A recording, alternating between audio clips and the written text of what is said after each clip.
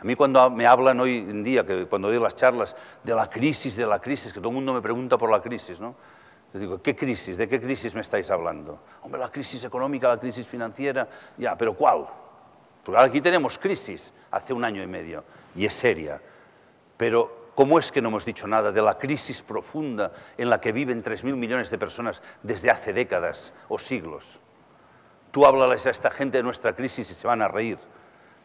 Entonces, la verdadera crisis para mí no es económica, no es financiera, incluso no es medioambiental, que sí que lo es todo esto, sino que es una crisis de valores del ser humano. Hemos perdido la noción de qué es el ser humano, cuáles son nuestros valores, nuestras diferencias y sobre todo nuestras capacidades. Porque lo más profundo, lo más rico del ser humano, ante el miedo y la rutina, queda paralizado en el interior y nunca llega a salir. Incluso hay niños jóvenes que se les considera fracasados en la escuela. Es que este niño se mueve mucho, no es que este niño está muy quieto, es que este niño vamos a darle pastillas y tal. Se está dirigiendo el comportamiento de los niños en base a un comportamiento estándar que se supone que debería ser el normal. Y se están etiquetando a unos niños como fracasados o problemáticos, cuando los problemáticos o fracasados quizás son los educadores que están allí y no saben entender que aquel niño probablemente es un genio, que lleva algo nuevo a la sociedad y que le tienen que ayudar a sacarlo. Para mí este es el problema fundamental. Hemos perdido al ser humano. El ser humano no está en el centro de la vida, no está en el centro de la vida social, de la vida económica. Hemos puesto en el centro de la existencia el dinero, el beneficio, la competencia, el crecimiento, y así nos va. Este es el tema. Yo os he hablado de un problema ecológico medioambiental, pero hay muchos otros problemas en este momento en el mundo, que quiero incidir en ellos antes de entrar a fondo en lo otro. Fijaros que en los últimos 20 años la humanidad hemos desarrollado una conciencia social, esto es innegable. En 20 años, desde que ha salido Internet, han salido en el mundo millones de organizaciones humanitarias. O sea que la gente estamos más movilizados que antes, o más mentalizados. Pero, como os decía, existen entre 45 y 50 conflictos armados en el mundo. Permanentemente, no se pueden evitar. Y eso que la gente, cuando nos hablan de guerra, todo el mundo está en contra de las guerras. Acordaros cuando la guerra de Irak, que hicimos unas manifestaciones en todo el mundo, toda la gente con pancartas por todas las ciudades del mundo, guerra no, millones de personas. Acordaros, mes de enero del año 2003, 2 meses después, guerra de Irak. Antes habíamos tenido la de Afganistán, ahora seguimos con la de Afganistán, que solo nos cuenta, yo me pregunto por qué solo se habla de la guerra de Afganistán actualmente en televisión y en prensa, cuando hay guerras mucho más crueles y cruentas en el mundo en este momento. Solo en África, 5 años, los últimos 5 años, 5 millones de muertos. ¿Por qué existen guerras? ¿Es que son inevitables? Os lo pregunto a nivel individual. ¿Nosotros qué parte de responsabilidad tenemos en las guerras? ¿Qué podríamos hacer, aparte de ir a manifestarnos con pancartas, que esto sí que lo hace la gente, manifestaciones, incluso me acuerdo lo de la guerra de Irak, siempre cuento la anécdota, que se puso de moda a las 10 de la noche salir a las ventanas a tocar las cacerolas. Yo no sé si lo hacíais aquí. En Barcelona mi mujer me hacía salir. Decía, son las 10, vamos a tocar la cacerola. Decía mi mujer, pero si esto... A tocar las cacerolas.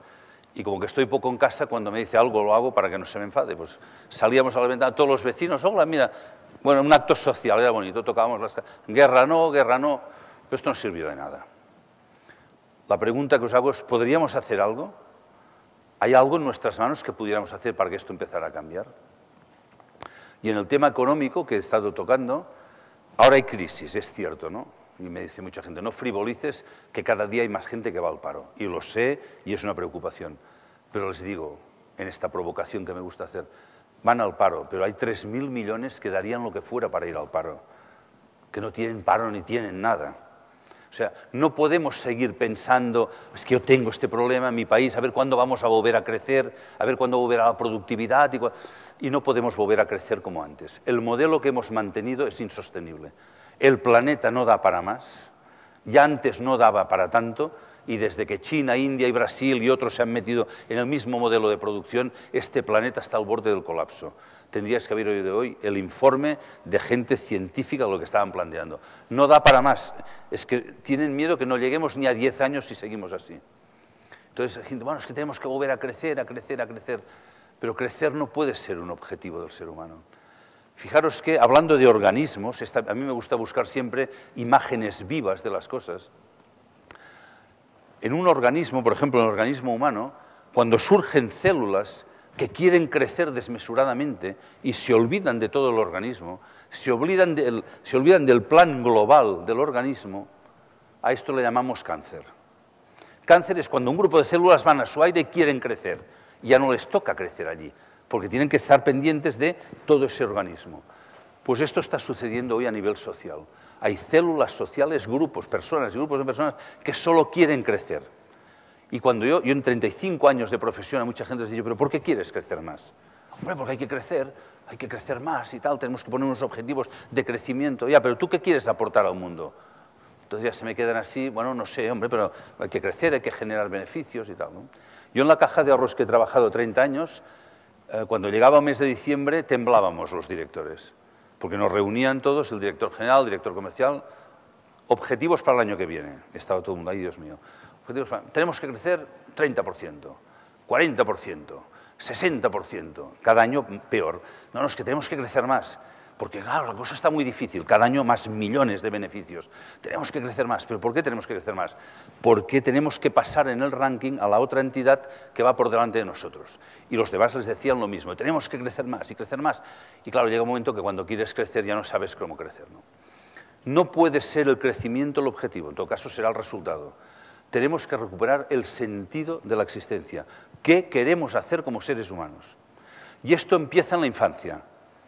Empieza en la infancia no engañando a los niños, no estropeándoles la ilusión, diciéndoles que tienen que estudiar mucho, que es lo que se está diciendo actualmente, tienes que estudiar mucho, porque si no el día de mañana, si no tienes una carrera, no encontrarás un buen puesto de trabajo, no te ganarás bien la vida. Y esto es una manera terrible de empezar la vida. A un joven no le puedes decir esto porque le has desmotivado, porque esto nunca le va a resonar con lo que lleva dentro. Cada generación trae nuevos impulsos, nuevas ideas, nuevas capacidades. Y educar es ayudar al joven a que saque esto fuera. De hecho, la palabra educar viene de ahí. Educar, educere, exducere, conducir afuera aquello que tienes dentro. Esto es la tarea de un padre, de un maestro.